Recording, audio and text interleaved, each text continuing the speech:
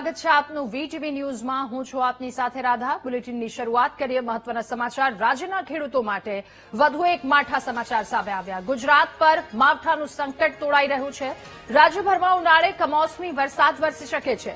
હવામાન નિષ્ણાંત અંબાલાલ પટેલ કે જેમણે આગાહી વ્યક્ત કરી છે, આગામી 18 માર્ચથી મોટા ભાગના વિસ્તારોમાં માવઠું પડશે।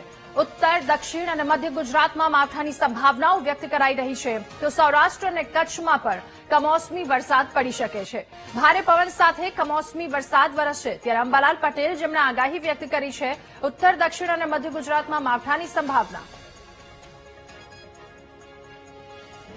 વાતાવરણ પડતો છે તે પૂર્વે વાદળો થવાની શક્યતા રહેશે અને આ જે હવે પ્રી મોન્સૂન એક્ટિવિટી ધીમે ધીમે શરૂ થશે।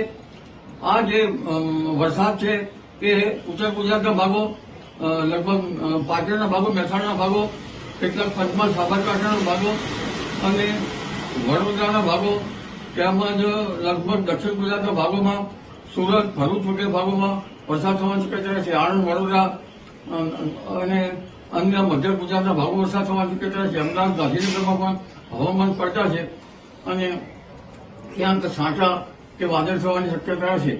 પશ્ચિમ સૌરાષ્ટ્રના ભાગોમાં પણ વાદળવાળું આવવાની શક્યતા રહેશે। ક્યાંક હળવો વરસાદ થશે। જામનગરના ભાગોમાં પણ વરસાદ થવાની શક્યતા રહેશે હળવો।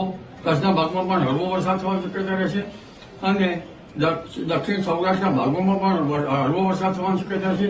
ભીડના ભાગો ઉપરાંત સુરેન્દ્રનગરના ભાગો, રાજકોટના ભાગો અને લગભગ જે ઉપર મોરબીના ભાગો, આ ભાગોમાં વરસાદ થવાની શક્યતા રહેશે।